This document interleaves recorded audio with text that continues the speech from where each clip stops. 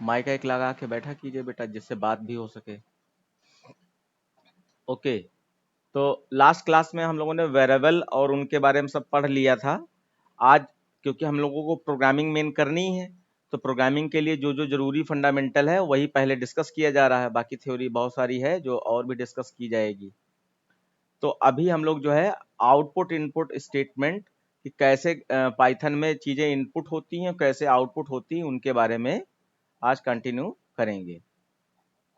तो Python input output and import, ये आपका टेबल का कंटेंट है, जिसमें आपका सबसे पहले पाइथन में इन आउटपुट सीखेंगे हम लोग। तो आउटपुट का मतलब है मॉनिटर स्क्रीन पर पाइथन के सॉफ्टवेयर के द्वारा कुछ प्रिंट करा देना। तो उसके लिए हमारे पास क्या अवेलेबल है, प्रिंट फंक्शन अवेलेबल है। We use the print function to output data to the standard output device या स्क्रीन। जो भी मॉनिटर स्क्रीन है उस पर आउटपुट को प्रिंट कराने के लिए प्रिंट स्टेटमेंट का यूज किया जाता है। We can also output data to a file, but this will be discuss later. Okay, अब यहाँ पे जैसे कि आप ये देख रहे हो प्रिंट और ब्रैकेट में एक सिंगल कोट्स या डबल कोट्स में मैसेज दे दिया गया है, तो ये आपका जो है this sentence is output to the screen, ये प्रिंट हो जाएगा आपका। तो आउटपुट में आपका ये वैल्यू मैसेज के रूप में आ जाएगी। ऐसे ही अगर मैंने यहाँ पर a इक्वल टू 5 ले रखा है और मैं चाहता हूँ यहाँ पर इसको प्रिंट करा दूं, तो आपको मैसेज के साथ में अगर आपको वैल्यू प्रिंट करानी तो प्रिंट में पहले डबल कोट्स में या सिंगल कोट्स में मैसेज देना होता है। उसके बाद वेरिएबल को प्रिंट कराने के लिए पहले एक कॉमा लगाना होता है, देन वेरिएबल का नाम लिखना होता है। तो जैसे कि अदर लैंग्वेज में जैसे जावा में यहाँ पे क्या प्लस साइन यूज होता है और मैसेज और वेरिएबल के बीच में, और यहाँ पे कॉमा से सेपरेट किया जाता है। तो आपका आउटपुट हो जाएगा the value of A is 5। देखो ये लिखा है the value of A is, ये तो मैसेज से आया है, और 5 किससे आया है, ए में जो वैल्यू हमने ऊपर यहाँ पर स्टोर कराई है ये वाली, इससे आ गया है। फिर उसके बाद अगर आपको एक से अधिक वैल्यू प्रिंट करानी है तो एक से अधिक कॉमा भी लगाने पड़ेंगे। अब चाहे वैल्यू वेरिएबल के अंदर हो चाहे डायरेक्ट वैल्यू हो, दोनों तरीके से वैल्यू यहाँ पे प्रिंट हो सकती है। तो जैसे प्रिंट में आपने 1,2,3,4 दे दिया है, तो ये कॉमा तो प्रिंट होके नहीं आता, ये तो खाली सेपरेटर के रूप में यूज हो रहा है। आपका 1 2 3 4 आपका आउटपुट के रूप में प्रिंट हो जाएगा। फिर अब इसके बाद अब थोड़ा सा आगे बढ़ते हैं। हम लोगों ने देख लिया कि प्रिंट से कुछ भी प्रिंट हो जाता है। अब प्रिंट में कुछ इसकी प्रॉपर्टीज हैं दो तरीके की।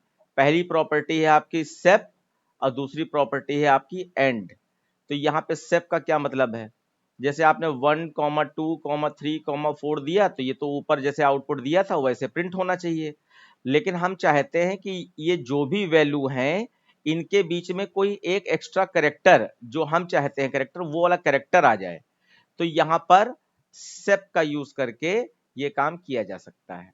तो जैसे sep is equal to single quotes या डबल कोट्स में आपने स्टार दे दिया, तो क्या होगा, जितनी भी ये वैल्यू हैं सबके बीच में स्टार आ जाएगा। अब यहाँ पे ये खाली स्टार ही देने का उद्देश्य नहीं है। मान लीजिए हम चाहते हैं इन वैल्यूज के बीच में स्पेस आ जाए, तो यहाँ पे सिंगल कोट्स या डबल कोट्स में आप स्पेस दे दीजिए, तो क्या होगा, इन वैल्यूज के बीच में स्पेस आ जाएगा। तो सेप के द्वारा आप इन वैल्यूज के मोर देन वन वैल्यूज जो भी हैं उनके बीच में कोई भी स्पेस या कैरेक्टर आप लाना चाहते हैं तो वो आप इस तरीके से ला सकते हैं। उसके बाद एंड का यूज देखिए, एंड और सेप दोनों का यूज कर सकते हो एंड। अच्छा, यहाँ पे सेप में एक खास बात देखी होगी आपने कि बीच में तो कैरेक्टर आ रहा है लेकिन लास्ट वाली जो वैल्यू है उसके बाद कोई कैरेक्टर नहीं आ रहा है। तो अगर आप चाहते हो कि एंड यहाँ पर जो लास्ट वाली वैल्यू है उसके बाद भी कोई कैरेक्टर आए, तो आप यहाँ पे कैरेक्टर दे सकते हो। तो उसको किससे दिया जाएगा, एंड से दिया जाएगा, ई एन डी एंड। यहाँ पे end is equal to end का साइन सपोज दैट दे दिया, तो ये सेप हैश की जगह पर तो आपका ये हैश का साइन आ जाएगा सारी वैल्यूज के बीच में, और फिर 4 के बाद में यहाँ पे एंड का साइन आ जाएगा। एंड एंड में जो भी कैरेक्टर दिया होगा वो एंड में ही आएगा। एंड का उद्देश्य है कि जो भी कैरेक्टर दिया है वो एंड में आएगा, और बाकी सेप का उद्देश्य है कि जो भी कैरेक्टर दिया है वो इनके बीच में आएगा, जो भी वैल्यूज आप प्रिंट करा रहे हो इनके बीच में आ जाएगा। ये इसका रहता है। थोड़ा सा इसको मैं करके भी दिखा दे रहा हूं। अच्छा, यहाँ पे मैं अंश अभी आपकी अगर आप बोल पाए तो थोड़ा मैं बात करना चाहूंगा। अंश, आवाज आएगी आपकी? क्या यार, ऐसे माइक से बोल दो डायरेक्ट विदाउट। Yes sir. हाँ देखो, मैं थोड़ा समझाना चाह रहा हूं कि ये पाइथन जो है किस सॉफ्टवेयर पे चलता है। तो यहाँ पर ये बिल्कुल फ्री सॉफ्टवेयर है, जो आपका पाइथन IDLE नाम से जाना जाता है। ये ऊपर लिखा हुआ है पाइथन IDLE सेल 3.9.5। तो ये आपके दो मोड हैं, एक इंटरेक्टिव मोड होता है और एक स्क्रिप्ट मोड होता है। देखो मैं एक बार इसको फिर से खोल के दिखाता हूं, और यहाँ पे कहाँ क्या लिखा जाता है उसको समझ लीजिए। आप चाहे मेनू के थ्रू चले जाइएगा, इस तरीके से ढूंढिए, या ये आपका टाइप करने के लिए जो टेक्स्ट दिया होता है। तो मैंने यहाँ पे IDLE ये लिख दिया, एंटर की प्रेस कर दी, तो आपका यहाँ पर पाइथन का सॉफ्टवेयर खुल जाएगा। तो ये जो एरो साइन यहाँ पे दिखाई पड़ रहे हैं, इसको आपका जो है इंटरेक्टिव मोड कहते हैं, इंटरेक्टिव मोड। और दूसरा मोड होता है आपका स्क्रिप्ट मोड। वो कहाँ से खुलता है? यहाँ फाइल मेनू पे जाकर और न्यू पे क्लिक कर दीजिए, तो ये जो मोड खुला है ये स्क्रिप्ट मोड खुला है। दोनों में अंतर क्या है? दोनों में अंतर यह है कि जैसे इंटरेक्टिव मोड, जिसमें ये एरो के साइन दिखाई पड़ रहे हैं, इसको पाइथन प्रॉम्प्ट कहते हैं, पाइथन प्रॉम्प्ट कहते हैं। तो कोई भी पाइथन का कमांड या फंक्शन एक एक सिंगल स्टेटमेंट के रूप में आपको चला के देखना है, तब तो आप यहाँ पे ये इंटरेक्टिव मोड यूज कर सकते हैं, जिसमें पाइथन का प्रॉम्प्ट होता है। फिर से ध्यान दीजिएगा, कोई भी प्रोग्राम नहीं, छोटे छोटे स्टेटमेंट जो पाइथन के हैं वो वर्क कर रहे हैं या नहीं कर रहे हैं, इसको चला के आपको देखना है, तो उसके लिए आपको इंटरेक्टिव मोड की जरूरत होती है। और कोई प्रोग्राम पाइथन का लिखना है जिसमें 10-12 लाइनें हैं, 5-6 लाइनें हैं, 2-4 लाइनें हैं, तो उसके लिए आपको स्क्रिप्ट मोड यहाँ पर ओपन करना होता है। न्यू न्यू फाइल से स्क्रिप्ट मोड ओपन करना होता है, यहाँ पे प्रोग्राम लिखना होता है। फिर रन वो उसी प्रॉम्प्ट पे ही होगा, लेकिन लिखना यहाँ होता है। जब एक से अधिक लाइनें होती हैं प्रोग्राम की, तो स्क्रिप्ट मोड पे प्रोग्राम लिखना होता है, और एक दो स्टेटमेंट चला के देखने हैं तो इंटरेक्टिव मोड पे होता है। तो मैं यहाँ पे अभी इंटरेक्टिव और स्क्रिप्ट दोनों मोड पे प्रोग्राम चला के दिखाता हूँ, छोटा छोटा जो लाइनें। और स्क्रिप्ट मोड में ऐसा नहीं कि आपकी एक लाइन वाला प्रोग्राम नहीं चलेगा, एक लाइन वाला भी चलेगा, लेकिन स्पेशली वो कई सारी लाइनों का प्रोग्राम जब होता है तो उसको चलाने के लिए स्क्रिप्ट मोड है, और एक दो स्टेटमेंट यूज करने तो इंटरेक्टिव मोड। तो जैसे यहाँ पर प्रिंट फंक्शन की बात हो रही थी, प्रिंट PRINT प्रिंट, और इसमें आप कुछ प्रिंट कराना चाहते हैं, तो आप यहाँ पे लिखा हेलो, हेलो लिख दिया, ठीक है। और इसको सिंगल कोट्स या डबल कोट्स में लिखा जाता है मैसेज को, और एंटर मार दिया, तो देखो ये हेलो प्रिंट हो गया। अब यही चीज हम स्क्रिप्ट मोड पे लिखना चाहते हैं, तो न्यू पे गए, और यहाँ पे ये जो हेलो लिखा था इसको कॉपी कर लिया, या वहीं पे लिख भी दीजिए आप, ये आपने कॉपी कर लिया, और फिर इसको स्क्रिप्ट मोड पे जाकर पेस्ट कर दीजिए, ये पेस्ट कर दिया। अब इसमें क्या होता है, प्रोग्राम को सेव करना होता है। तो आप जो है चाहे फाइल मेनू पे चले जाइए और सेव कीजिए, या सीधे सीधे आप यहाँ पे रन पे क्लिक कर दीजिए, और यहाँ पे एक ऑप्शन होता है रन मॉड्यूल। रन मॉड्यूल पे आप क्लिक करने का मतलब है प्रोग्राम को रन कराना चाहते हैं। तो पाइथन में कोई भी प्रोग्राम डायरेक्ट अगर रन कराने की कोशिश करोगे, तो अगर वो पहले सेव नहीं किया है तो पहले वो सेव करवाएगा, देन रन होगा। तो यहाँ पर रन पे क्लिक कर दिया, तो ये कह रहा है कि आपको सेव करना चाहिए, तो आपने ओके किया, तो ये नाम पूछेगा आपसे, आपने कोई भी नाम दे दिया, P1, P1 नाम से है तो P11 कर दिया सपोज दैट। और ये जो सेव होता है ये ऑटोमेटिकली पाइथन की डायरेक्टरी में सेव होता है। देखो ये पाइथन फोल्डर है, और उसके अंदर पाइथन 3.9 वाला फोल्डर है, उसके अंदर ये सेव हो रहा है, यानी पाइथन की डायरेक्टरी में सेव हो रहा है। तो ऑटोमेटिकली इसमें क्या होगा कि जो भी आप नाम दोगे डॉट पाई, पाइथन की फाइल जो भी सेव होती है उसका एक्सटेंशन नेम होता है डॉट पाई। जैसे कि टेक्स्ट फाइल होती है तो डॉट टीएक्सटी होता है, या कोई और डॉक्यूमेंट फाइल होती है, एमएस वर्ड की फाइल होती है, डॉट डीओसी एक्सटेंशन नेम होता है। ऐसे पाइथन का डॉट पीवाई पाई होता है, या डॉट पाइथन भी कर सकते हैं, ठीक है। तो py से आप याद रखिएगा। तो ये ऑटोमेटिकली लग जाता है, इसको लिखने की जरूरत नहीं होती। आपने सेव कर दिया, सेव करते ही रन हो जाएगा। और देखिए ये जो प्रिंट हुआ है यहां से, ये तो आपका कमांड कहां से ये सेव होकर प्रिंट हो रहा है ये लिखा है, और फिर ये आपका आउटपुट हो गया। तो पहला आउटपुट हम लोगों ने डायरेक्ट यहाँ पे चला के देख लिया था, और दूसरा आउटपुट हम लोग यहाँ पे चला के देख रहे हैं, ठीक है। तो दोनों आउटपुट आपने देख लिए। अब उसके बाद ये तो मैसेज के रूप में था। अब मान लीजिए आपको वैल्यू प्रिंट कराना है, तो a इज इक्वल टू आपने यहाँ पर 5 लिखा, और उसके बाद आप यहाँ पे प्रिंट फंक्शन में इसको प्रिंट कराना चाहते हो, प्रिंट, और जो भी आप मैसेज देना चाहें, मान लीजिए मैं मैसेज देना चाहता हूं number is equal to double quotes बंद किया, और कॉमा लगाकर यहाँ पे जो भी वेरिएबल होगा कॉमा लगा के लिखना पड़ेगा।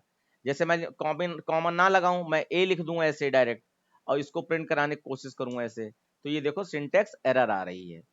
तो फिर हमें यहाँ पर सुधारना पड़ेगा, या कोई और लेटर में चाहूं यहाँ आ जाए तो कोई और लेटर भी नहीं आ सकता है। आपको एक से अधिक चीज लिखनी होगी तो आपको यहाँ पर कॉमा लगाना पड़ेगा। तो ये आपने यहाँ पर कॉमा लगा दिया, और उसके बाद यहाँ पर एंटर मारा, तो आपका A equal number equal to 5 print हो गया। अब यही चीज आपको वहां पे प्रिंट करनी है स्क्रिप्ट मोड में, सेम प्रोग्राम स्क्रिप्ट मोड में लिखना है। तो आपने यहाँ क्या किया, ए इज इक्वल टू 5। अभी ये दोनों जगह हम इसलिए लिख पा रहे हैं क्योंकि हमारे पास एक एक दो दो स्टेटमेंट हैं। तो स्क्रिप्ट मोड पे सारा प्रोग्राम पहले कंपाइलर पढ़ता है, उसके बाद एग्जीक्यूट करता है, और इंटरेक्टिव मोड पे एक एक लाइन एग्जीक्यूट होती है। जैसे ए इक्वल टू 5 लिखा तो पहले वही एग्जीक्यूट हो जाएगी, फिर प्रिंट में ए को प्रिंट कराया तो फिर वो, तो लाइन बाय लाइन। तो यहाँ पे इंटरप्रेटर कंपाइलर दोनों वर्क कर रहे हैं। जब लाइन बाय लाइन चेक होता है तो इंटरेक्टिव मोड में लाइन बाय लाइन चेक होता है, तो आपका इंटरप्रेटर वर्क कर रहा होता है। स्क्रिप्ट मोड जो ये दिखाई पड़ रहा है, इसमें पूरा प्रोग्राम एक बार में कंपाइल होता है, तो ये कंपाइलर कर रहा होता है। तो ये लिख दिया, और उसके बाद मान लीजिए मैं यहाँ पर num इज इक्वल टू ऐसे करके दे दूं, num इज इक्वल टू और कॉमा लगाकर 5। तो ये पूरा प्रोग्राम एक बार में पहले रीड करेगा, उसके बाद चलेगा। अब क्योंकि एक बार सेव हो चुका है, तो अब रन पे जाइए। अब आपसे फाइल का नाम नहीं पूछेगा, अब रन मॉड्यूल कर दीजिए और ओके कर दिया, तो आपका यहाँ पे num इज इक्वल टू 5 आ गया। अंश बेटा बताओ, यहाँ पे दो दो मोड बताया, क्या नाम बताया मैंने जहां पे प्रोग्राम लिखा जाता है? बुलवाने से आपको याद होती है चीज, इसलिए मैं बुलवा रहा हूं। कोई भी नाम आपको याद रह गया इतनी देर से मैं बता रहा हूं? यस सर, स्क्रिप्ट और इंटरेक्टिव। हाँ, तो ये इंटरेक्टिव मोड है जिसपे line by line program interpreter के द्वारा एक लाइन आपने एग्जीक्यूट की, और तुरंत वो कंपाइलर इंटरप्रेटर पढ़ के उसको एग्जीक्यूट कर देता है। और स्क्रिप्ट मोड में पूरा पूरा प्रोग्राम लिखा जाता है। और ये सॉफ्टवेयर कौन सा है? IDLE है। जैसे जैसे डॉस सेल होता था डिस्क ऑपरेटिंग सिस्टम पुराने जमाने में, ऐसे ही इसका ये सॉफ्टवेयर बनाया गया। लेकिन सॉफ्टवेयर और भी आते हैं जो बड़े बड़े प्रोजेक्ट बनाने के लिए, बन इस पे भी जाएगा और बन उस पे, लेकिन उस पर सुविधाएं ज्यादा दी गई हैं। तो ठीक है, ये आपका इतना हो गया। उसके बाद जो है, अब इसकी कुछ नई चीजें मैंने इतना बता दिया कि कोई वैल्यू या कोई मैसेज कैसे प्रिंट कराया जाता है, ठीक है। अब कुछ आगे देख लिया जाए। आउटपुट को फॉर्मेट करके भी प्रिंट कराया जा सकता है। तो फॉर्मेट के लिए हमें फॉर्मेट फंक्शन की जरूरत होती है। आउटपुट जो भी आता है प्रिंट फंक्शन में, उसमें फॉर्मेट का यूज करके प्रिंट कराया जा सकता है। तो यहाँ पे आउटपुट फॉर्मेटिंग हेडिंग हम लोग पढ़ने जा रहे हैं। तो यहाँ पे क्या है, some time we would like to format our output to make it look attractive. अपने आउटपुट को सुंदर बनाने के लिए, अच्छा अलग अलग प्रिंट कराने के लिए हमें अट्रैक्टिव बनाना होता है। This can be done using the str.format method. str.format method का यूज करके हम कोई भी चीज यहाँ पर फॉर्मेट में प्रिंट करा सकते हैं, अच्छे तरीके से प्रिंट करा सकते हैं। This method is visible to any string object. तो अब देखो ये कैसे होता है। यहाँ पे एक एग्जांपल लिया गया है, ए में 5 लिया गया है और वाई में 10 लिया गया है, ठीक है। और यहाँ पे एक मैसेज दिया गया है, the value of x is, और फिर यहाँ पर एक कर्ली ब्रैकेट स्टार्ट किया बंद किया, and Y is curly bracket start किया बंद किया, और फिर डॉट फॉर्मेट, और यहाँ पर आपने एक्स और वाई के वैल्यू फॉर्मेट फंक्शन के अंदर वेरिएबल प्रिंट करा दिए। तो देखो इसका क्या मतलब है। नॉर्मली जो हम लोग प्रिंट दे रहे थे, उसमें क्या होता था कि हमने यहाँ पे कॉमा लगा के ए लिखा, तो ए की वैल्यू लास्ट में ही प्रिंट होती थी। अब हम चाहते हैं मैसेज के बीच में ए की वैल्यू आ जाए, मैसेज के बीच में ए की वैल्यू आ जाए। तो मैसेज के बीच में यानी कि जहां पर ये x है वहां पे x की वैल्यू आ जाए, जहां पे ये y है वहां पे y की वैल्यू आ जाए। तो मैसेज के बीच में वैल्यू कैसे आएगी, इसको आपको एक बार मैं करके दिखाता हूं। तो यहाँ पे आप इंटरेक्टिव मोड या उसका दोनों का यूज कर सकते हैं, कॉमा कॉपी। मैं इसी में इसको प्रिंट करा के दिखाता हूँ स्क्रिप्ट मोड में।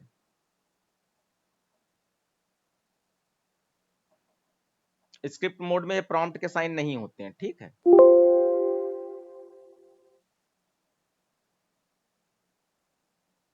आपने क्या किया, a इज इक्वल टू 5 लिखा और फिर y इज इक्वल टू 10 लिखा। अब ध्यान रखना इसका सिंटेक्स क्या है, मैं लिख के भी दिखाई दे रहा हूं। इसका सिंटेक्स फॉर्मेट फंक्शन का क्या है, इससे अपने मन से मैसेज के बीच में भी वैल्यू लाई जा सकती है, बस यही खास बात है।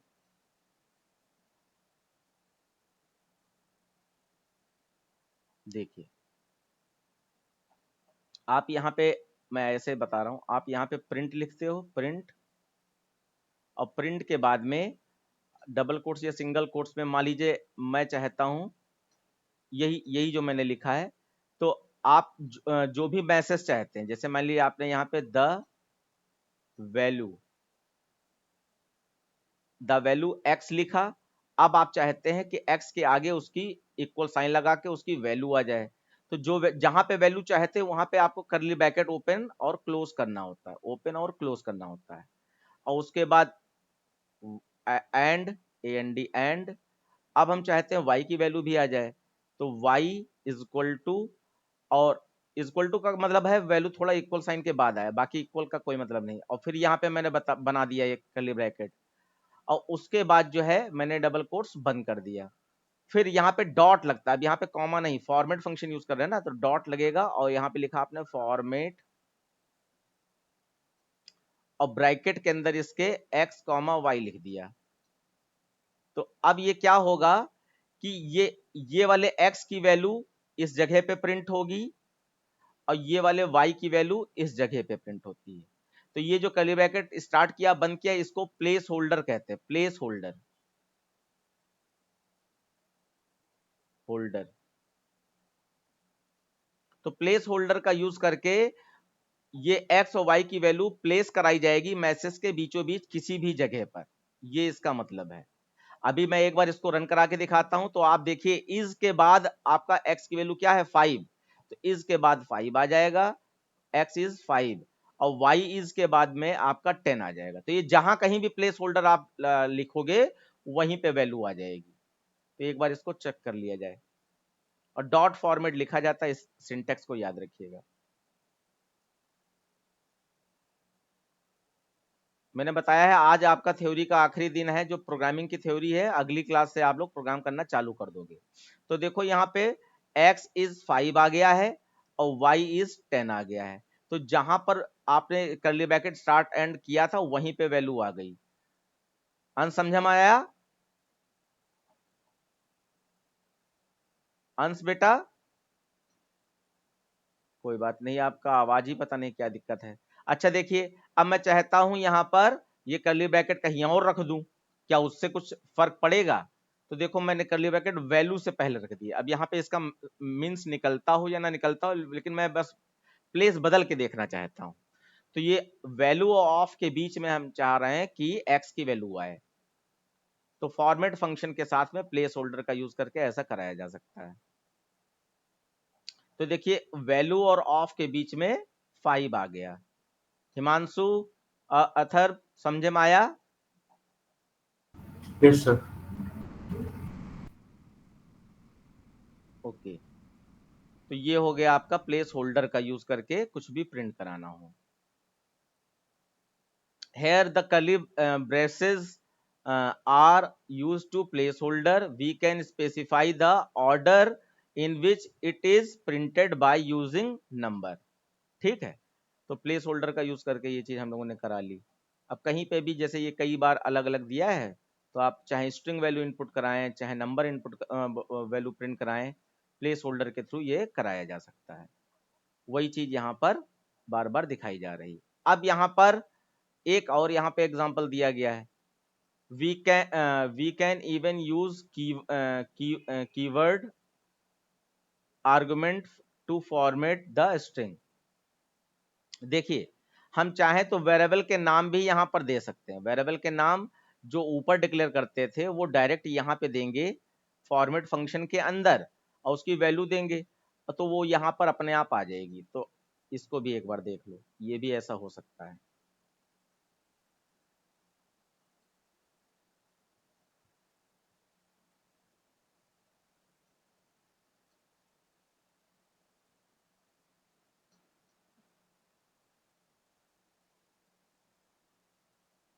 देखिए यहाँ पे क्या किया गया है, यहाँ पे good morning, after then John. ठीक, देखिए यहाँ पे क्या किया गया है, यहाँ पे एक फॉर्मेट फंक्शन के लिए एक वेरिएबल यूज किया गया है फॉर्मेट फंक्शन के अंदर, और वेरिएबल को एक वैल्यू दे दी गई गुड मॉर्निंग। और क्योंकि यहाँ पे हम एक से अधिक वैल्यू यूज करना चाहते हैं तो कॉमा लगाकर एक और वेरिएबल लिया गया है और उसकी भी वैल्यू दे दी गई, यहाँ पे जॉन दे दिया गया सपोज दैट। ठीक है, अब ग्रीटिंग में गुड मॉर्निंग स्टोर है और नेम में जॉन स्टोर है। तो आप क्या कर सकते हो, जो ये प्लेस होल्डर बनाए गए हैं, प्लेस होल्डर, तो प्लेस होल्डर में आप वेरिएबल के नाम लिख दो। यहाँ पे वेरिएबल के नाम लिख दो, नेम में गुड मॉर्निंग था, सॉरी आपका जो है ग्रीटिंग में गुड मॉर्निंग था और नेम में आपका जॉन था। तो प्लेस होल्डर के बीच में अगर आप वेरिएबल के नाम लिख दोगे तो वो भी आपके यहाँ पर प्रिंट हो जाएंगे। मतलब चाहते तो डायरेक्ट गुड मॉर्निंग और जॉन लिख देते तो पहले प्लेस होल्डर में आपका गुड मॉर्निंग आ जाता और दूसरे प्लेस होल्डर में जॉन आ जाता। लेकिन यहाँ पर इसमें अगर वेरिएबल लेकर ये करते हैं तो ये बदला बदली भी कर सकते हैं। देखो कैसे, अभी यहाँ पे मैं थोड़ा सा सीधा कर दूं, ये पहले ग्रीटिंग है ना, तो पहले ग्रीटिंग ले लिया जाए।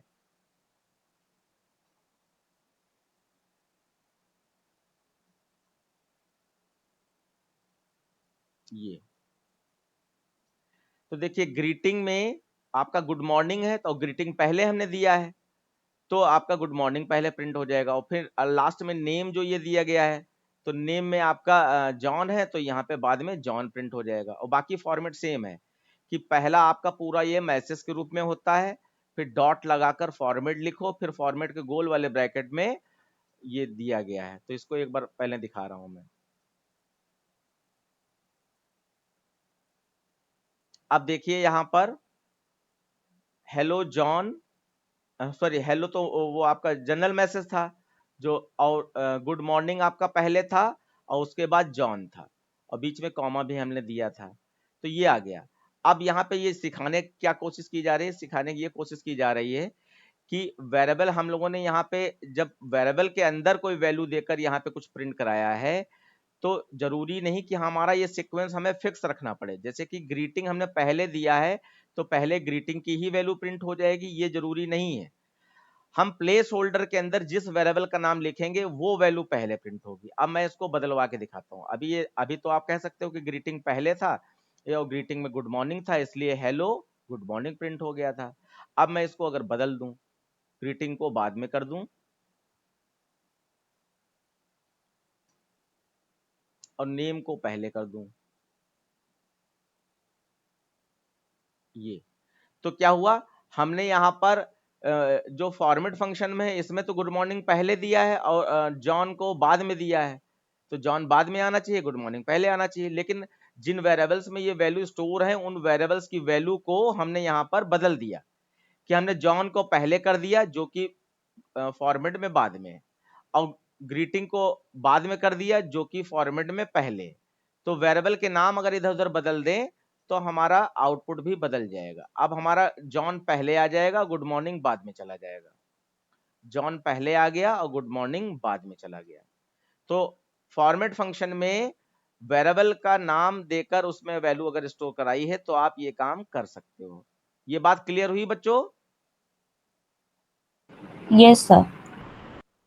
गुड। फिर उसके बाद देखो यहाँ पे कुछ वैल्यूज से रिलेटेड भी चीजें हैं। जैसे यहाँ पर पॉइंट वाली कोई वैल्यू है, इसको भी फॉर्मेट किया जा सकता है। तो पॉइंट वाली वैल्यू में कितनी पॉइंट तक आप वैल्यू का वो देखना चाहते हैं, डिजिट कितनी डिजिट तक, उसको भी यहाँ पे डिटरमाइन किया जा सकता है। जैसे कि यहाँ पर, और उसके लिए यहाँ पर ये सॉरी यहाँ पर परसेंट साइन का यूज करके ऐसा किया जा सकता है। और ये एफ का मतलब यहाँ पर पॉइंट वाली यानी फ्लोट वैल्यू है, फ्लोट वैल्यू है। तो देखिए ये क्या किया गया यहाँ पर, the value of x is, और परसेंट का साइन 3.2f लिख दिया गया। तो टोटल वैल्यू आपकी देखिए कितनी है, 12 पॉइंट एक्स में 12.345678 ये वैल्यू स्टोर है आपकी, ठीक है। तो इसमें जो है आपने यहाँ पर आउटपुट देख पा रहे हो 12 पॉइंट आपका 3.35 ये आपका राउंड ऑफ हो गया 3, और 4 जो है जब ये पीछे वाली वैल्यू हटाई तो 4 जो है आपका ये 5 हो गया। तो पॉइंट में हमने क्या दिया है, पॉइंट में हमने दिया है 2, तो पॉइंट में 2 देने का मतलब सिर्फ 2 ही वैल्यू ले लेगा। और पॉइंट में हम यहाँ पे कुछ ज्यादा दे दें तो उसका मतलब उतनी ही वैल्यू आगे बढ़ाएगा। अगर यहाँ पे देखिए पॉइंट में हमने यहाँ पे 4 दे दिया है तो ये आपकी 4 वैल्यू ले रहा है पॉइंट के बाद में। और इसको देने का तरीका यही है, ये अलग से, ये सिर्फ आपका फॉर्मेटेड आउटपुट में पूछा जा सकता है कभी कभार कि आपका पॉइंट की वैल्यू को कंट्रोल अगर करना हो तो कैसे किया जाए, तो वो चीज आपकी यहाँ पर दिखाई गई है। एक बार मैं इसको भी चला के दिखा देता हूँ।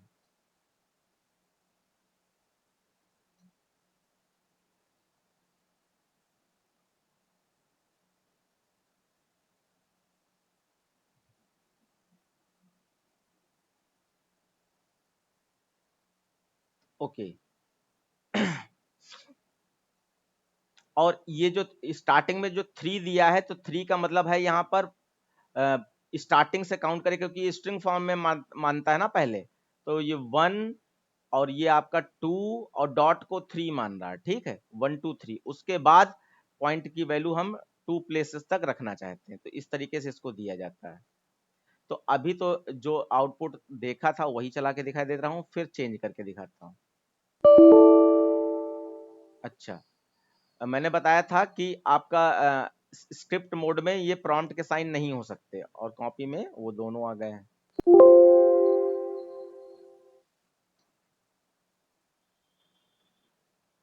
और बच्चों यहाँ पर कमेंट लाइन जो है आपकी हैश साइन से डिनोट की जाती है। जैसे जावा में आपका कमेंट लाइन डबल स्लैश था, ऐसे कमेंट लाइन यहाँ पे हैश साइन से आती है।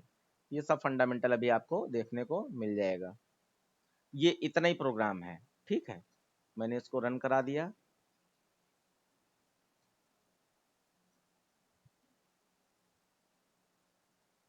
ये देखिए जो आउटपुट दिया था 12 पॉइंट 2 वैल्यू तक दिया था तो 2 वैल्यू तक आ गया, 4 वैल्यू तक दिया है तो 4 वैल्यू तक आ गया।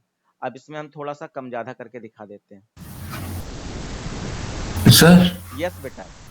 सर 3.34 क्यों नहीं आया सर?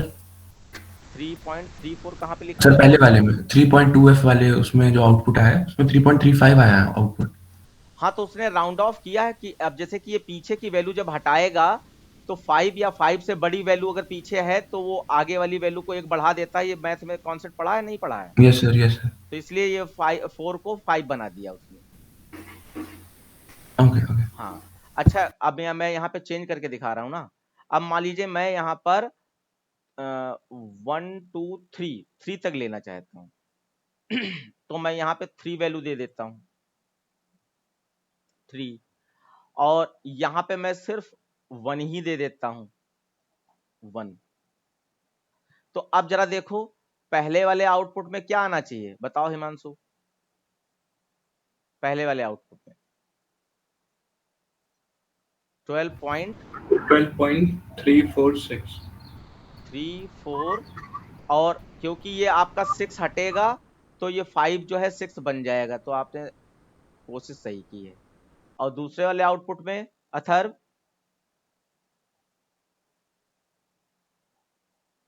है, कोई और बच्चा बता दे। 12.3,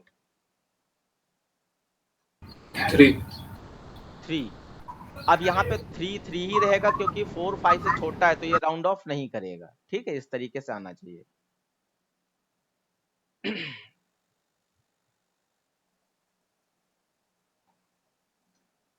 तो आप देखिए यहाँ पर आपका 12.346 था आउटपुट, तो ये 12.346 आ गया है, और यहाँ पे इसने चेंज नहीं किया, 12.3 था, तो 3 के बाद 4 था, तो 4 को राउंड ऑफ नहीं कर पा रहा था, इसलिए वो 3 ही बनाए रखा। क्लियर हो गया बच्चों ये चीज? Yes sir. हाँ, तो ये इस तरीके से छोटे छोटे आउटपुट अभी म्यूट कर लीजिए। जो प्रीवियस क्लास की वीडियोस हैं उनको भी आप देखिएगा, उसमें बहुत सारा डेटा मैंने और जगह से भी कलेक्ट किया था। तो मैं एक्चुअली अंश के लिए थोड़ा सा कोशिश कर रहा था। अंश का कहना था कि उनको प्रोग्रामिंग बिल्कुल भी नहीं आती है, वो बहुत दुखी हैं, तो मैं प्रोग्रामिंग उनको दिखा के थोड़ा सा उनको मोटिवेट कर देना चाहता हूँ कि हाँ प्रोग्रामिंग आपको आ जाएगी। बाकी जो है डिटेल आपकी पूरी ही आपको मिलेगी, तो वो वीडियोस भी आप देखते रहिएगा। जो ऐप में जब आपको रजिस्टर करा दिया जाएगा तब आपको ये सब देखने को मिल जाएगा। ओके, तो अब जो है हम लोगों को इन आउटपुट स्टेटमेंट समझे में आ गए। अब हमें इनपुट स्टेटमेंट समझना है कि यूजर इनपुट वैल्यू कंप्यूटर कैसे लेता है। तो अभी आपके पास कुछ समय है, उसमें यूजर इनपुट वैल्यू देख ली जाए। हाँ, अंश का 7 बजे स्कूल होता है, ये थोड़ा सा दिक्कत उसके साथ आ रही कि 7 बजे उसको कुछ पहले ही निकलना होता है। ठीक है, ओके। अब यहाँ पे इनपुट स्टेटमेंट देखिए क्या है। तो जैसे प्रिंट आउटपुट स्टेटमेंट के लिए प्रिंट फंक्शन होता है, ऐसे ही इनपुट वैल्यू करने के लिए इनपुट स्टेटमेंट होता है। up till now our program were static, okay, the value of variable were defined और hard coded into source code, और खैर ये सब ऐसे ही है। इनपुट फंक्शन के बारे में पढ़ते हैं। इनपुट फंक्शन का सिंटेक्स क्या है कि इनपुट लिखो और ब्रैकेट में आप मैसेज भी दे सकते हो, और आप हाँ मैसेज दे सकते हो कि क्या इनपुट करना है, जैसे enter a number, enter age, ऐसे करके। तो देखो यहाँ पर एक सिंटेक्स दिखाया गया है। अब आपको ये ध्यान रखना पड़ेगा कि इनपुट फंक्शन का यूज करके आप जब भी कोई चीज इनपुट कराते हो तो हर चीज स्ट्रिंग फॉर्म में इनपुट करेगा। कोई भी चीज जो होगी वो स्ट्रिंग फॉर्म में ही पड़ेगा, यानी कि नंबर है उसको भी वो स्ट्रिंग ही मानेगा। ठीक है, तो जैसे मैंने यहाँ पे लिखा इनपुट और सिंगल कोट्स या डबल कोट्स के अंदर एंटर अ नंबर।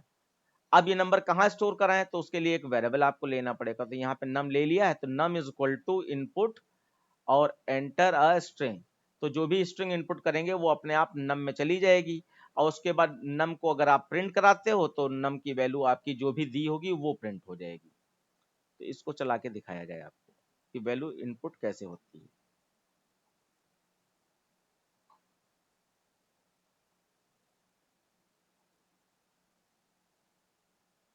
देखिए अब ये वैल्यू इनपुट तो हो जाएगी, लेकिन प्रिंट तो कराई नहीं हमने, तो प्रिंट भी करा दिया जाए इसको कि जो इनपुट होगी वो प्रिंट भी हो जाए।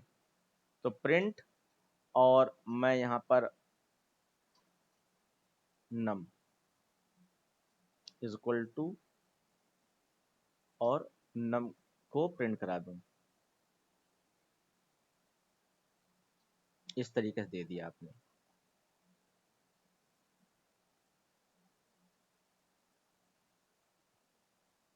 डबल कोट्स में नम लिख दिया, कॉमा नम को प्रिंट करा दिया।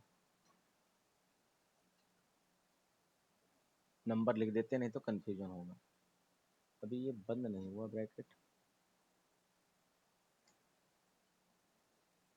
हो सकता है ऐसे। अगर एक यहाँ पे अभी इंडेंटेशन पढ़ाया जाएगा, उसमें अगर एक भी स्पेस छूट जाता है तो आपकी एरर आनी ही आनी है। तो स्पेस का बहुत बड़ा रोल है यहाँ पर। चल रहा है वैसे, अभी कर्सर ऊपर है, मैं एक बार इसको फिर से चला के दिखाता हूँ।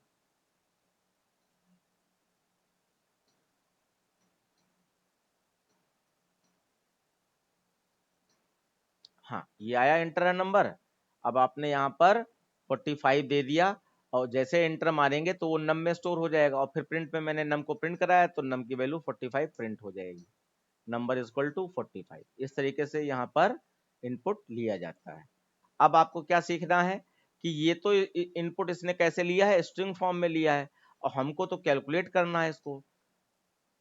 हमको यहाँ पे इसको कैलकुलेट करना है, तो क्या करना पड़ेगा, इसमें फॉर्मेट में थोड़ी सी चेंजिंग करनी पड़ेगी कि हमें इसको स्ट्रिंग वाले नंबर से नंबर में कन्वर्ट कराना पड़ेगा, स्ट्रिंग वाले नंबर से नंबर में कन्वर्ट कराना पड़ेगा। तो उसके लिए यहाँ पे नंबर कन्वर्जन के लिए टाइप कास्टिंग, जैसे आपने जावा वगैरह में सुनी है कि एक डेटा टाइप को दूसरे डेटा टाइप में कन्वर्ट कराया जाए, वैसे ही यहाँ पे करना पड़ता है। तो यहाँ पे आपको क्या करना पड़ेगा, INT लिख दीजिए क्योंकि हमें इंटीजर में कन्वर्ट करना है, और ब्रैकेट के अंदर इस पूरे इनपुट को बंद कर दीजिए।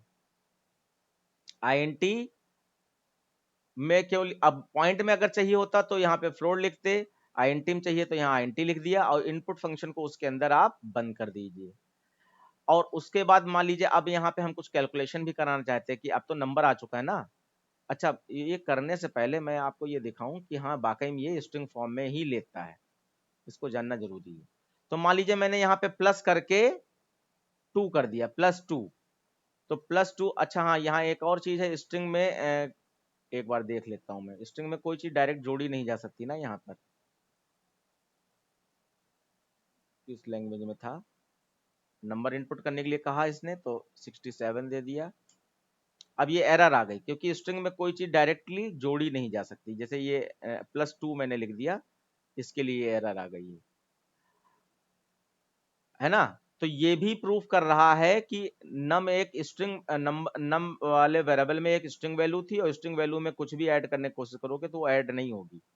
अब हम ऐड करना ही चाहते हैं, तो हम यहाँ पे क्या करें, यहाँ पे INT लगाकर इसको नंबर में कन्वर्ट कर लें, INT, और ब्रैकेट के अंदर मैंने इसको रख दिया। तो ये क्या हुआ, ये मैंने यहाँ पर इसको कन्वर्ट कर लिया। पहले इनपुट स्ट्रिंग में होगा, और फिर INT लगने से ये नंबर में कन्वर्ट हो जाएगा। अब नम में मैं 2 ऐड कर रहा हूँ, ठीक है, तो ये आपका ऐड हो जाएगा। एंटर नंबर कहा, अब आपने यहाँ पे 50 दे दिया, और आंसर क्या आना चाहिए बच्चों, 50 दे दिया है, और वहां पे क्या ऐड किया था, 2 ऐड किया था। हाँ, तो 52 आ जाना चाहिए आपका। तो देखिए यहाँ पे 52 आ गया। क्यों आ गया, क्योंकि अब हमारा नंबर स्ट्रिंग फॉर्म में कन्वर्ट होकर न्यूमेरिक फॉर्म में कन्वर्ट हो चुका है, और नंबर में कन्वर्ट होने के बाद आप उसमें कुछ भी प्लस माइनस इंटू डिवाइड कर सकते हैं। तो ये आपको एक नई चीज सिखाई गई कि अगर आप जो है किसी भी नंबर को इनपुट करते हैं तो वो हर चीज स्ट्रिंग फॉर्म में लेता है, और स्ट्रिंग के साथ कैलकुलेशन नहीं की जा सकती, तो आपको उसको नंबर में कन्वर्ट करना पड़ेगा, तब जाके वो कन्वर्ट हो पाएगी और कैलकुलेशन कर पाओगे। तो ये कर दिया। अब यहीं पे मैं जो इसको फ्लोट में भी करके दिखा देता हूँ।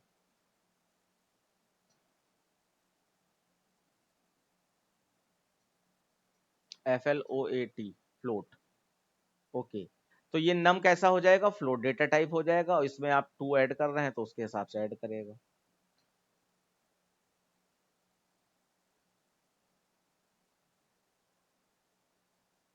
तो यहाँ पे आपने 56.5 दे दिया, सपोज दैट, एंटर मारा, तो 56.5 जो था, और उसमें 2 ऐड कर देंगे तो 56 में 2 ऐड होगा तो 58.5 हो गया। तो ये आपका पॉइंट वाली वैल्यू भी वर्क कर रही है।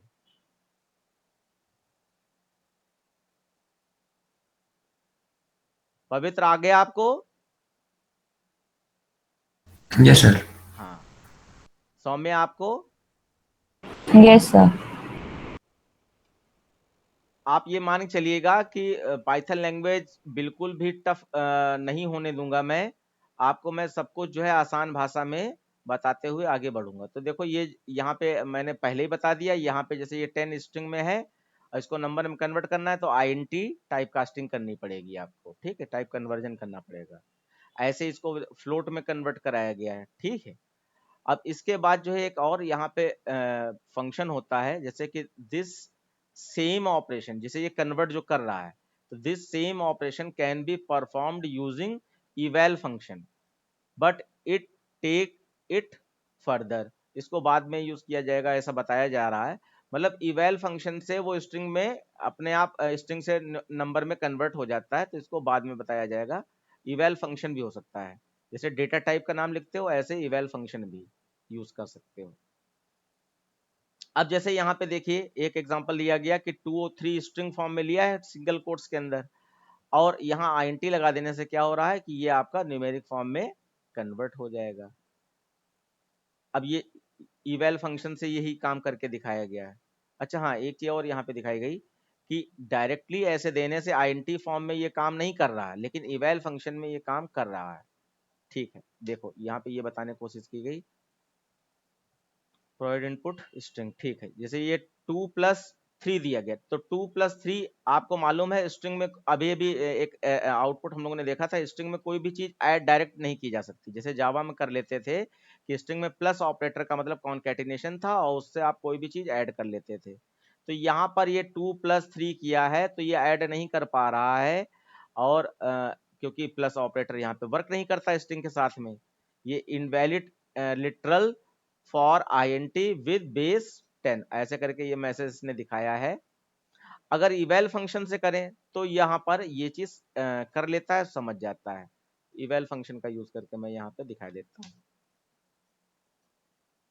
कि प्लस को वो स्ट्रिंग के साथ में भी ऐड कर लेगा, प्लस का मतलब प्लस ही समझेगा।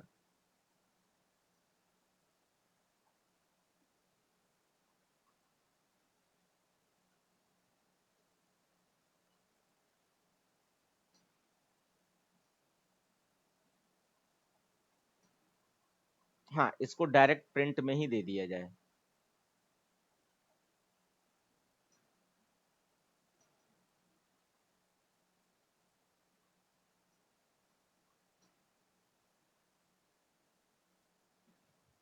ये दे दिया, तो यहाँ पे स्ट्रिंग के साथ प्लस नहीं हो सकता, इसलिए ये एरर दिखाएगा।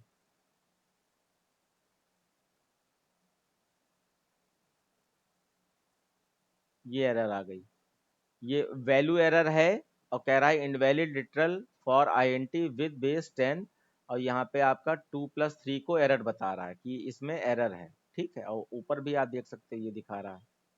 अब इसको इवैल फंक्शन से करके दिखाया जाए।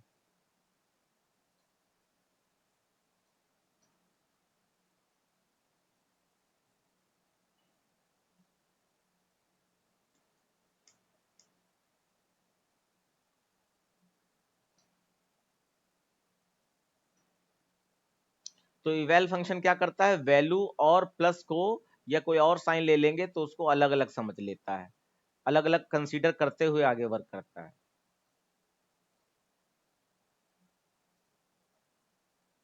तो यहाँ पे आपका 5 आ जा रहा है। अब यहाँ पे थोड़ा सा ऑपरेटर चेंज करके देख लें कि खाली प्लस के साथ ही वर्क कर रहा है या किसी और के साथ भी वर्क कर रहा है, यानी इवैल फंक्शन की बात कर रहा हूं मैं।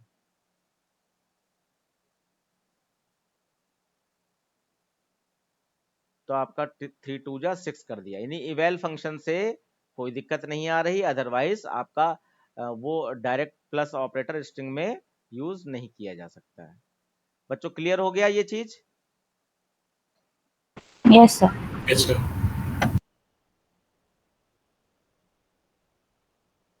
अब यहाँ पे इंपोर्ट, इंपोर्ट का मतलब होता है जैसे कि आपका अदर लैंग्वेज जैसे कि जावा में हुआ, आपको जो है कोई पैकेज इंपोर्ट कराना पड़ता था तो उसके फंक्शन आप यूज कर पाते थे। ऐसे जावा से भी एक तरीके से देखा जाए बड़ी रिच लाइब्रेरी आपकी पाइथन के पास है। पाइथन के पास हर चीज का फंक्शन पहले से ही ज्यादातर बना हुआ है।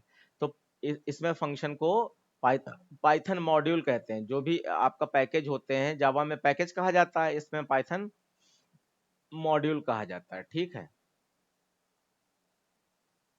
और उसको इंपोर्ट कीवर्ड से इंपोर्ट कराया जा सकता है। जैसे यहाँ पे ये मैथ क्लास के फंक्शन अगर आप यूज करना चाहते हो तो मैथ आपका जो लाइब्रेरी है उसको इंपोर्ट कराना होगा। एक एग्जांपल के थ्रू यहाँ पे समझाया जाए। ऐसे बहुत सारे वो फंक्शन इसके हैं, तो फंक्शन अलग से ही पढ़ने को मिल जाएंगे आपको। देखिए ये यहाँ पे मैथ आपका जो पाइथन मॉड्यूल है उसको इंपोर्ट कराया है हमने, और इसके अंदर का पाई फंक्शन हम लोग यूज करना चाहते हैं। तो ऐसे जनरल इंपोर्ट के और भी सिंटेक्स इसके हैं, लेकिन जनरल तो ऐसे लिखा जाता है। तो पाई की वैल्यू 3.14 करके आ गई। अब यहीं पे अगर फॉर्मेट फंक्शन कर देते तो आप जितनी वैल्यू चाहो उतनी ही डिजिट यहाँ पे पॉइंट के बाद प्रिंट होंगी। ऐसे ही कोई और फंक्शन याद है जावा वाला आपको? हाँ, जावा में आपने देखा था यहाँ पर मैथ का m बड़ा होता है। हिमांशु याद है? Yes, sir. हाँ, मैथ डॉट पावर ऐसे करके थे, लेकिन इसमें सब कुछ स्मॉल में ही होता है।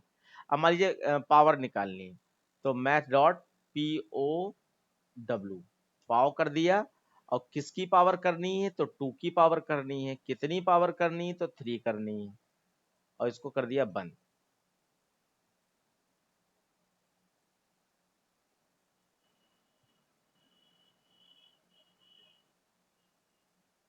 तो 2 की पावर 3 करने से आपका 8 आ गया है। ऐसे स्क्वायर रूट निकालना है तो SQRT कर सकते हैं। बस ऐसे में जनरल जो मेन है फंक्शन उनको अभी तुरंत बता दे रहा हूँ। SQRT यानी फंक्शन तो सेम है, फंक्शन के नाम सेम है। और यहाँ पे मैं 64 लिख देता हूँ।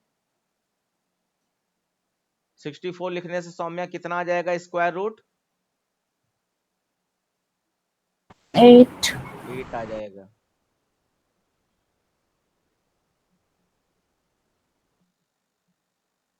इस तरीके से हो 8 आ गया। ऐसे ही मैक्स मिन भी होते हैं। ये मैथ क्लास के फंक्शन में हल्के से दिखाई दे रहा हूँ। मैक्स,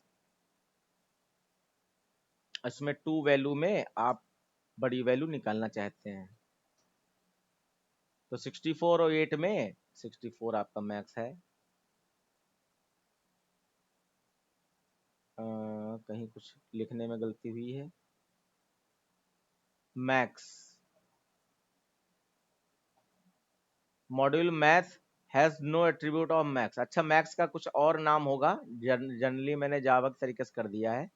मैक्स का कोई और भी नाम होगा, मैं अगर देखना चाहूँ तो है इस फाइल में सब कुछ।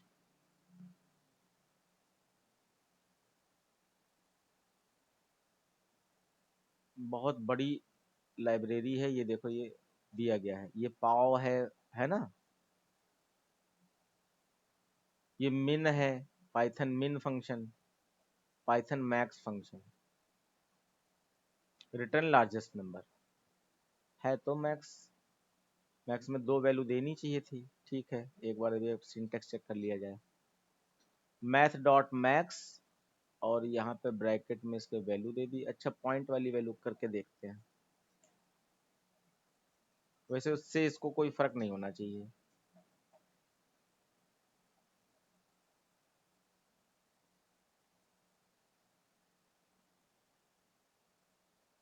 कहीं किसी को कोई चीज दिखाई पड़ रही है, कुछ गलत लिख रहा हूं मैं? सर अगर सिर्फ मैथ्स लिखेंगे अगर मैथ डॉट नहीं लगाएंगे तो क्या चलेगा? नहीं, वो तो लगाना ही पड़ेगा, क्योंकि मैथ आपकी लाइब्रेरी का ही फंक्शन है मैथ्स। चलिए इसका सिंटेक्स मैं देख लूं पहले।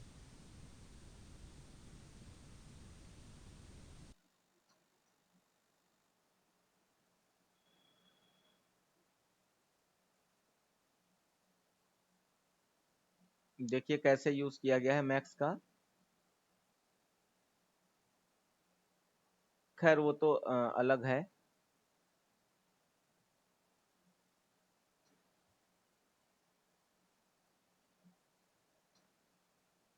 अच्छा, यहाँ पे ये दिखाया जा रहा है कि जैसे कि जावा के जो और डेटा टाइप हैं, जैसे लिस्ट है, टपल है, डिक्शनरी है, तो उसमें बहुत सारे नंबर एक साथ, जैसे तुम्हारे जावा में एरे होता था, ऐसे पाइथन में लिस्ट टपल डिक्शनरी होता है। तो उसके अंदर से अगर मैक्स आप यूज करना चाहें तो डायरेक्ट यूज करें। ये जनरल वाला तरीका यहाँ पर नहीं चलेगा, उसके लिए मैक्स यूज किया जा रहा है। अभी मैं आपको करके दिखाई दे रहा हूँ कैसे मैक्स यूज होगा। डायरेक्टली मैक्स यूज हो रहा है।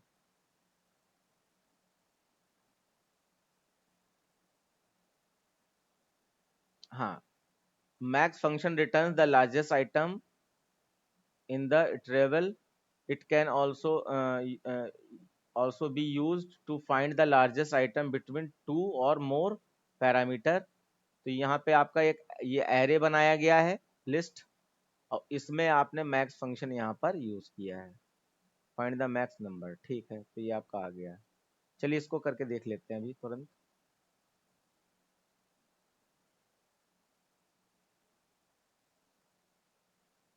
लेकिन यहाँ पे ये इस तरीके से अगर आप, अच्छा डायरेक्ट मैं यहाँ पे मैथ को हटा दूँ तो हो सकता है सही ले ले। क्योंकि उसमें 2 और मोर जो भी बता रहे हैं वो सब हो सकते हैं।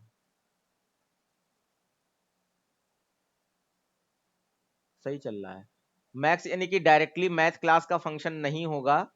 ये जो इसको हटा भी दिया जाए, क्योंकि अगर ये डायरेक्टली इसका नहीं है तब चल जाएगा ये, ठीक है। और जो उसके होंगे वो तो लिखने ही पड़ेंगे आपके, जैसे SQRT और ये सब दिखाया है अभी मैंने। हाँ ये चल रहा है, ये उसका नहीं है इसलिए। और जो मैथ क्लास के या मैथ पैकेज या मैथ लाइब्रेरी के फंक्शन है वो डॉट लगा के आप यूज कर रहे हो। मैथ्स आपका इसके साथ कंट्रीब्यूट नहीं कर रहा है। ठीक है, आज की क्लास का ये मेन उद्देश्य नहीं था। आज की क्लास का मेन उद्देश्य था हमारा इनपुट और आउटपुट कैसे हम लोग लें, जिससे कि अगली क्लास से हम लोग छोटे छोटे प्रोग्रामों के थ्रू स्टेटमेंट का यूज करते हुए प्रोग्रामिंग करना जान जाए। तो आज की क्लास का उद्देश्य जो था कि इनपुट करना आ जाए आपको और प्रिंटिंग करना आ जाए। बच्चों ये आ गया आप लोगों को? Yes, sir. और बाकी Yes. बाकी जिस दिन ये क्लास होगी कि प्रीडिफाइंड फंक्शन हम लोग पढ़ेंगे, उस दिन सिर्फ प्रीडिफाइंड फंक्शन का खाली यही नहीं होता है, बहुत कुछ होता है। तो वो सारा हम लोग यहाँ पर ध्यान देंगे और डिटेल में जाएंगे। ठीक है बच्चों, आज की क्लास यहीं तक होगी। Bye bye. Thank you, sir.